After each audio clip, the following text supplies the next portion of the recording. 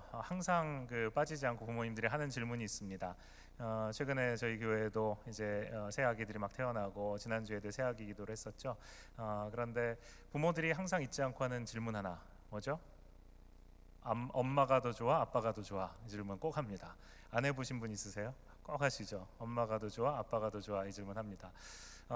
좀 애들이 지혜로운 애들은 이제 엄마가 더 좋아, 아빠가 더 좋아, 그러면 이제 둘 중에 하나를 택하면 이제 나머지 택하지 않은 분에게 핍박을 받을 것이라고 예상하기 때문에 둘 다 똑같이 좋아 이렇게 말합니다. 이제 저희 집에서는 뭐 이런 질문 옛날에 했었지만 요즘에는 아이들이 이제 그런 걸 물어봅니다. 엄마가 아빠를 따라다녔어? 아니면 아빠가 엄마를 따라다녔어? 이 질문을 합니다. 저희가 교제한 게 한 7년 정도 됐거든요. 한 7년 연애를 하다 결혼했기 때문에 누가 먼저 엄마를 혹은 아빠를 따라다니냐, 저는 항상 제 아내가 저를 따라다녔다. 저는 이제 제 아내는 항상 제가 자기를 따라다녔다, 이제 이렇게 얘기를 합니다. 근데 저는 제가 기억하기로는 제 아내가 분명히 저에게 준 편지 하나가 있습니다. 근데 저는 그걸 제가 아내한테 받은 거로 기억하는데, 아내는 거꾸로 제가 아내한테 그걸 줬다 이렇게 얘기를 합니다. 그게 뭐냐면 오늘 우리가 읽은 이 빌립보서 말씀을 가지고 저희가 이 얘기를 한 거예요. 저의 버전으로 여러분 들으시기 바랍니다. 나중에 제 아내가 아니었다, 목사님이 자기가 한 거를 이 목사님 기억이 잘못된 거다라고 말씀하셔도 믿으시지 말기 바랍니다. 제가 아내가 저를 이제 더 좋아했다, 더 사랑했다라고 철석같이 믿는 이유는 제 기억이 맞을 겁니다. 제 아내는 아니라고 하는데, 이 빌립보서 말씀을 저에게 아내가 편지로 써서 보내줬어요. 뭐라고 돼 있었냐면, 내가 현철이를 생각할 때마다 나의 하나님께 감사하며 기도할 때마다 현철이를 위하여 기쁨으로 항상 기도한다, 이렇게 써가지고 저한테 보냈습니다. 그러니까 제가 이분이 이 자매가 나를 더 좋아하는구나 이렇게 생각을 했겠습니까? 안 했겠습니까? 그 다음에 이제 그 뒤에 이어서 나오는 건 뭐냐 하면, 더 확실한 것은 8절 말씀에 보면, 내가 예수 그리스도의 심장으로 너희 무리를 얼마나 사모하는지 하나님이 내 증인이라, 이거를 제 이름을 넣어가지고 내가 예수 그리스도의 심장으로 당신을 얼마나 사랑하는지 하나님이 증인이시라 이렇게 써가지고 보낸 거예요. 그러니까 제가 이 자매가 저를 얼마나 사랑하는가 하는 것을 마음속으로 느끼지 않았겠습니까? 근데 일부 예배 때 이렇게 설교를 했어요. 그랬더니 제 아내가 손 들고 질문을 하려고 그랬다고 그러면서, 아니라고, 내가 이걸 써가지고 자기한테 줬다고 우기는 겁니다. 저는 뭐가 맞는지 잘 모르겠는데 지금도 저는 네. 우리가 사람이 사람을 사랑하는 것, 또 남자가 여자를 사랑하는 것, 그것은 자연스러운 것입니다. 사도 바울이 오늘 이 빌립보 성도들에게 편지를 지금 쓰고 있습니다. 빌립보 교회는 여러분 잘 아시는 것처럼 유럽이라는 지역에 처음으로 개척된 교회입니다. 유럽의 첫 열매, 유럽 교회의 첫 열매가 바로 이 빌립보 교회예요. 그래서 빌립보 교회를 향한 이 바울의 마음은 굉장히 남달랐습니다. 지금 현재 이 빌립보서를 쓰고 있는 바울의 상황은 어떠했나 하면, 로마에 잡혀가서 로마의 그 차가운 감옥, 그곳에서 이 편지를 지금 쓰고 있는 것입니다. 거리상으로는 너무너무 멀리 떨어져 있습니다. 앞으로 이 빌립보 교인들을 다시 한번 또 만나게 될 일이 있을지 바울은 자신할 수가 없습니다. 그럼에도 불구하고 빌립보 교인들을 생각하면 생각할수록 그 마음속에 감사와 기쁨이 넘쳤다라고 이야기를 하고 있습니다. 어떤 한 교회를 생각할 때 그 교회가 나에게 참 기쁨이 된다, 또 참 감사가 된다, 이런 교회가 나에게 만약에 있다면 여러분은 정말 행복하신 분들입니다. 여러분 이곳에 계시면서 만약에 한국에 두고 오신 교회, 한국을 떠날 때 섬기셨던 교회, 또 유학 나오시면서 섬기셨던 교회, 또 여러분을 축복하고 축복송하면서 보내주셨던 그 교회를 생각하면서 이렇게 기쁨과 감사가 넘치는 교회가 있을 수 있습니다.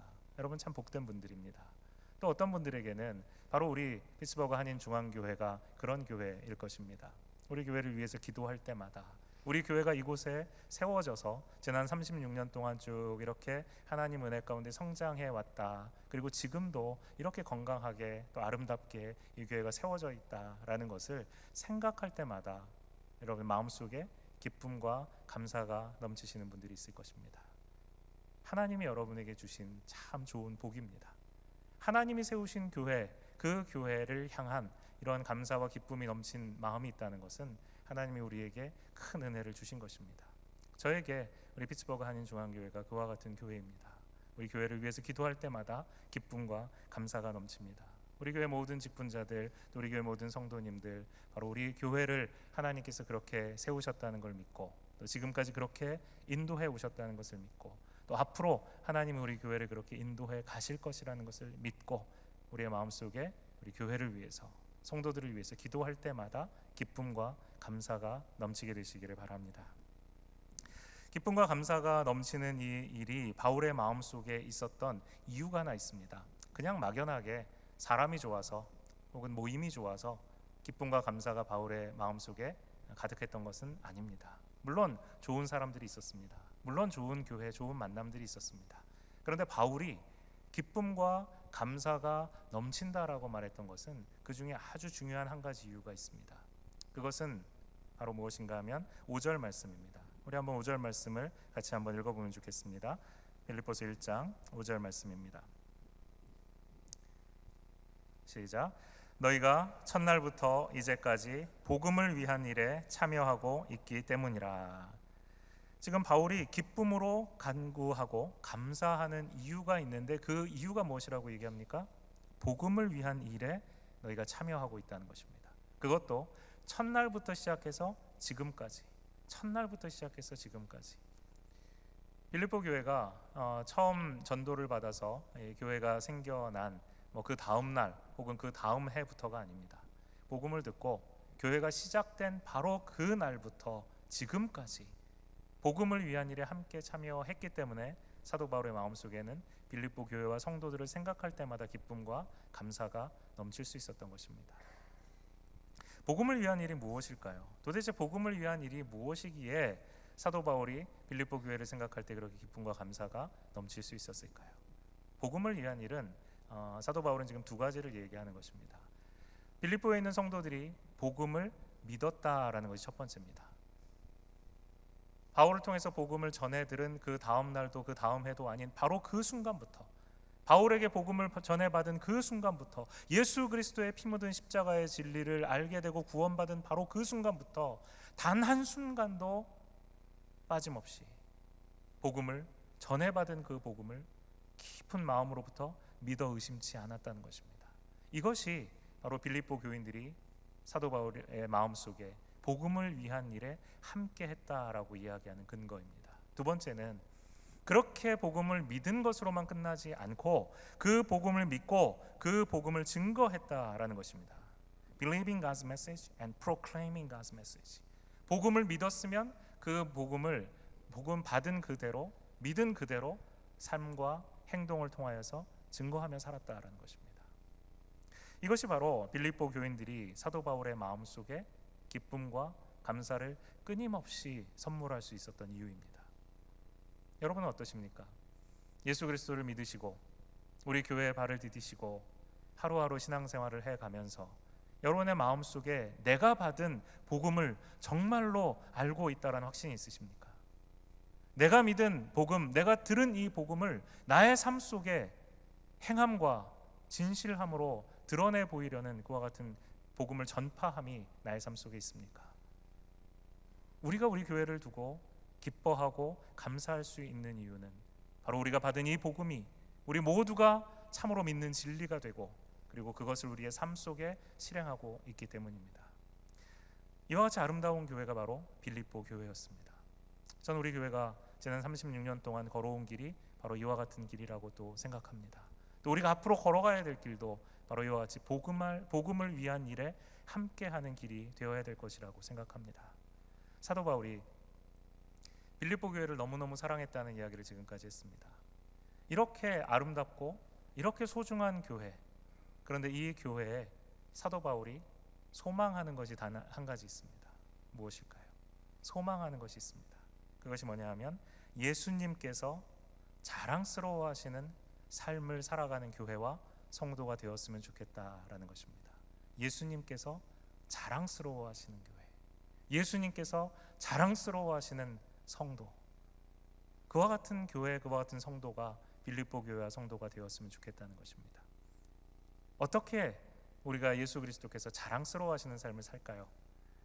우리의 삶 속에 의의 열매가 가득하고 우리의 삶을 통해서 예수님이 더 아름다워 보이도록 하고 모든 사람들로부터 하나님의 영광을 높이는 일과 그를 찬양하는 일에 동참하도록 만들어 드릴 때 바로 예수님이 사랑스러워하시고 예수님이 자랑스러워하시는 삶을 살아가는 교회가 된다는 것입니다. 여러분은 여러분의 직장과 여러분의 가정과 여러분의 모든 일터 속에서 얼마나 여러분을 통해서 예수님이 더 아름다워 보이게 하는 삶을 살고 계십니까? 여러분을 보시면 여러분의 주위에 있는 가족들이, 또 함께 일하는 동료들이, 또 함께 공부하고 있는 친구들이 저분을 보면서 저분의 속에 있는 예수 그리스도가 참으로 아름다워 보이는구나 라는 생각을 할 수 있어야 된다는 것입니다. 우리의 삶 속에 나타나는 것, 우리의 삶 속에 보여지는 것은 우리의 인간적인 삶, 인간적인 냄새가 아니라 우리를 통하여 나타나는 예수 그리스도의 향기여야 한다는 것이죠. 우리는 빌립보 교회를 향한 사도 바울의 이 마음, 그 소망, 그것이 그대로 우리 교회를 향한 예수님의 소망인 것을 믿습니다. 우리 교회를 통해 예수님이 더욱더 사랑스러워지고 예수님이 더욱더 아름다워 보일 수 있다면 하나님이 얼마나 기뻐하실까 생각합니다. 여러분의 가정에서 바로 여러분 한 사람 한 사람을 통하여서 예수님이 더 높여지시고 영광 받으실 수 있다면 그것보다 아름다운 일은 없을 것입니다. 사도 바울이 원하는 것이 바로 그것입니다. 주님이 오늘 우리 교회에 원하시는 것이 또한 그와 같은 삶입니다. 우리 교회 걸어온 창립 36주년은 과거에 대한 기념일 뿐만 아니라 앞으로 우리가 다가올 미래에 대한 기대여야 합니다. 지금까지 36년을 하나님께서 교회를 세우시고 이끌어 오신 것에 대한 감사가 있고 감격이 있어야 합니다. 어떻게 이 교회가 이루어졌고 지금까지 어떻게 이 교회가 이렇게 든든하게 서서 하나님의 복음을 이 피츠버그 땅에 전하는 일을 감당하고 있는가, 그것에 대해서 우리 1세대들의 헌신과 땀과 수고와 눈물에 감사하며 지금 우리의 교회가 이렇게 함께 모이고 있는 것에 대한 감격이 있어야 합니다. 이것은 과거에 대한 기념입니다.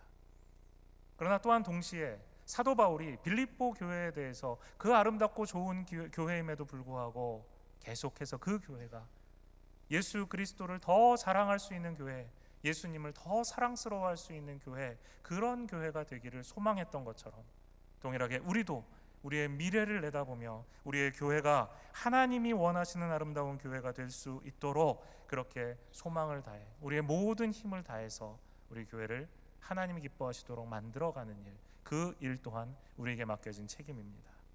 저는 우리 교회가 어떻게 존재하며 또 어떤 일에 힘쓸 때 예수님께서 더욱더 우리 교회를 자랑스러워하실지, 예수님이 어떻게 더 사랑스러워 보일지 날마다 고민합니다. 그 비전을 제가 처음 우리 교회에 오면서 이 샤인의 비전에 담아서 여러분들에게 제시했습니다. 매년 우리가 이 샤인의 비전에 하나씩을 강조하며 나아가는데 올해는 첫 번째 Scripture Driven Church, 하나님의 말씀이 이끄는 교회, 이 비전을 붙들고 지금까지 달렸습니다. 어떻게 하면 우리가 하나님의 말씀을 더 깊이 알 수 있을까? 어떻게 하면 하나님의 진리 안에서 우리 교회가 바로 설 수 있을까? 어떻게 하면 하나님 앞에 고백하는 우리의 신앙이 더욱더 진실되어질 수 있을까? 그것을 고민하면서 여러 가지 많은 시도들을 함께 해왔습니다. 이런 샤인의 전체의 비전을 우리가 한 해 한 해 이루어 나갈 것이고 내년에는 이제 우리가 예배에 대한 부분을 더욱더 강조해 나가게 될 것입니다. 그런데 이 샤인 비전 전체를 놓고 제가 고민하고 기도하면서 하나님 앞에 매달릴 때 하나님께서 저에게 보여주시는 하나가 있습니다. 그것은 뭐냐 하면 바로 우리 가운데 함께 있는 청년들입니다. 우리의 1세대가 지금까지 이 교회를 이렇게 아름답게 가꾸어 왔고 또 우리의 믿음의 바톤을 다음 세대에 넘겨줘야 되는데 바로 그것을 받을 우리의 청년들이 우리 교회 안에 있습니다. 그들을 향한 부담이 우리 교회가 더욱더 예수 그리스도를 자랑스럽게 여길 수 있는 교회, 예수 그리스도께서 더욱 사랑스러워 보일 수 있게 하는 교회가 되는 길입니다. 청년의 꿈을 가지는 교회, 그것이 하나님께서 우리에게 주시는 은혜입니다. 청년을 깨우고 훈련하고 파송하는 교회가 되는 것, 그것이 바로 이곳에 우리 교회를 세우시고 하나님께서 우리 교회를 지금까지 이끌어 오신 놀라운 비전 중에 중요한 비전이라고 저는 믿습니다. 현대 사회를 청년을 잃어버린 사회라고 이야기합니다. 여러분, 그 사회학적으로는 총 인구에서 약 20% 정도 이상이 65세가 넘는 인구로 구성되어 있는 사회를 초고령화 사회라고 부릅니다. 그러니까 65세 이상 된 인구가 20%, 그러니까 한 5분의 1 이상이 65세 이상인 사회는 이미 이제 고령화 시대를 넘어서 초고령화 사회가 되었다라고 말을 하죠.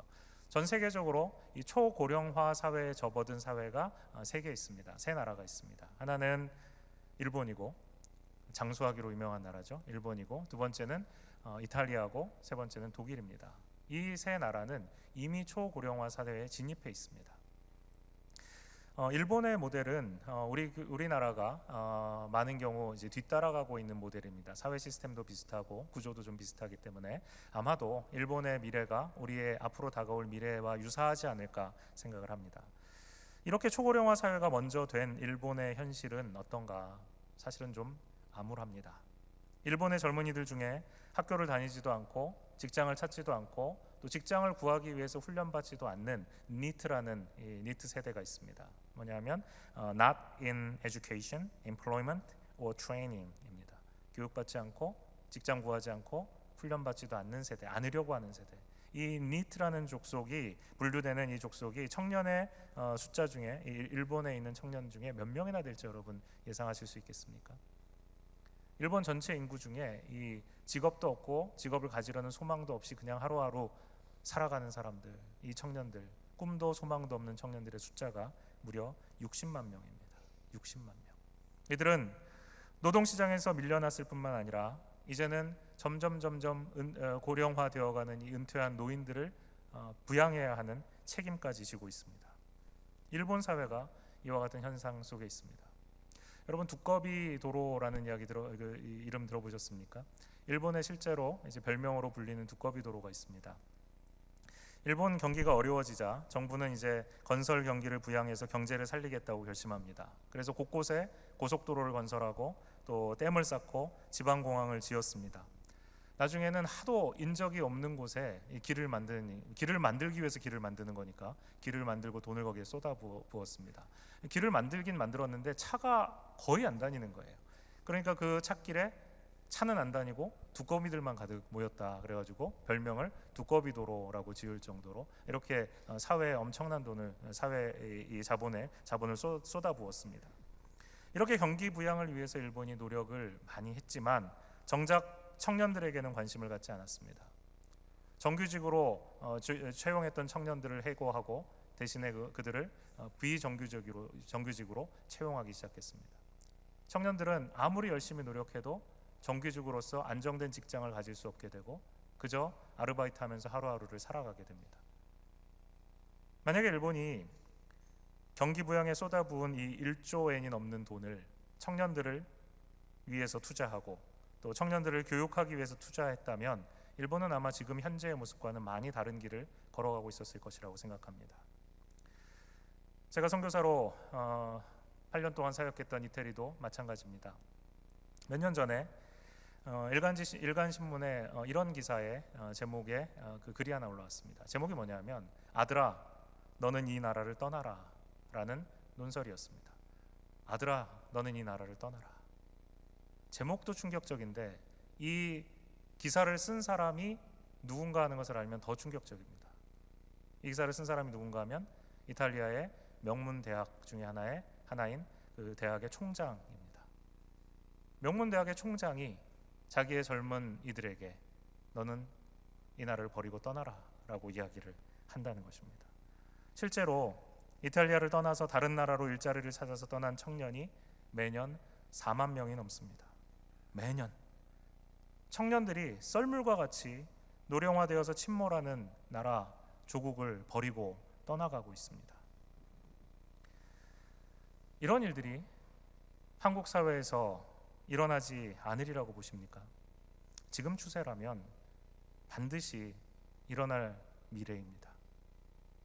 이런 일이 사실은 한국 사회 미래만이 아닙니다. 이런 일이 이미 일어나고 있는 곳이 있습니다. 저는 그것이 바로 한국 교회라고 봅니다.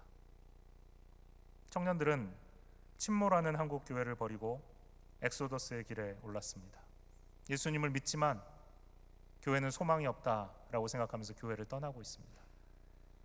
내가 예수를 말미암아 구원받은 것은 사실이지만 교회의 모습을 보니까 더 이상 내가 이 교회에 있고 싶지 않다라고 생각하면서 교회에 등을 돌립니다. 한국의 개신교 최대 교단 중에 한 곳의 최근 조사에 따르면 교단 산하에 있는 교회 중에서 청년부 자체가 없는 교회가 무려 76%입니다. 76%의 교회는 아예 청년들이 없는 것입니다. 한 명, 두 명만 있어도 청년부를 만들 수 있는데 청년 자체가 없는 거예요. 76%입니다. 극소수의 대형 교회에만 청년들이 몰려들 뿐 지역에 있는 중소형 교회는 이제 청년들이 모두 사라져가고 있다는 것입니다. 이게 지금 현실입니다. 왜 그런 일이 일어났을까요? 청년들을 하나님의 말씀으로 깨우고 훈련하고 그들을 예수 그리스도의 제자로 만드는 일에 실패했기 때문입니다. 청년들을 교회 일꾼으로 생각하고 교회 여러 가지 일들을 시키기 위해서 청년들을 동원하기만 했지, 그들을 하나님을 만나도록 그들이 하나님 안에서 예수 그리스도를 발견해서 진정한 참다운 비전을 발견할 수 있도록 교회가 돕지 않았다는 것입니다. 교회 리소스들을 장년들을 위해서, 노년들을 위해서 쏟아부었지 청년들을 위해 투자하지 않았습니다. 그 현실이 지금 우리가 보고 있는 교회의 모습입니다. 저는 우리 교회를 보면서 참 감사한 것이 있습니다. 우리 일부 예배 때는 더 청년 대학생들이 많지만 여러분 주위를 한번 보십시오. 우리 교회 굉장히 젊은 교회입니다. 이민교회 중에서도 이와 같이 많은 젊은이들이 있는 교회가 없습니다. 흔치 않습니다. 그런데 우리 교회가 이런 현실, 청년들이 교회에서 썰물과 같이 빠져나오고 있는 이러한 현실을 지금 우리가 처해 있는 이 상황 속에서 우리의 회중들을 보면서 그것을 피부로 잘 느끼지 못하고 있는 것 같습니다. 교회 전체는 지금 현재 청년들이 사라져가고 교인들의 나이는 점점 노령화되어 가고 망하고 있는 그와 같은 길로 가고 있는 것인데, 우리 교회는 우리 속에 하나님 보내주신 청년들로 인하여서 젊음을 아직 유지하고 있는 것 같아 보이는 것입니다. 유학생들이 있고 영어권 젊은이들이 몇 년 사이에 120명, 130명이 될 수 있도록 늘어났습니다. 청년이 떠나는 이 현실 속에서 우리 교회에 하나님이 계속해서 청년을 보내주시는 이유가 무엇일까? 그 뜻이 무엇일까? 우리는 고민해야 합니다. 여러분에게, 그리고 우리 가운데 있는 청년들에게, 또 대학생들에게 어쩌면 우리 교회가 그들의 첫 교회일 뿐 아니라 또 마지막 교회가 될 수도 있다는 사실을 우리는 기억해야 합니다. 그들이 한국에서 파송받아서 한국에서 떠나올 때 그들을 보내준 교회, 그 교회가 몇 년 후에 유학 생활을 마치고 돌아갈 때 그와 같은 교회의 모습이 아닐 수 있습니다. 그들이 떠나온 청년부가 이제는 더 이상 돌아갈 곳이 없어지는, 사라져버릴 수도 있습니다. 우리 교회가 청년들에게 예수님이 세우시길 원하셨던 바로 그 교회의 모습을 보여주어야 할 이유가 바로 그것입니다.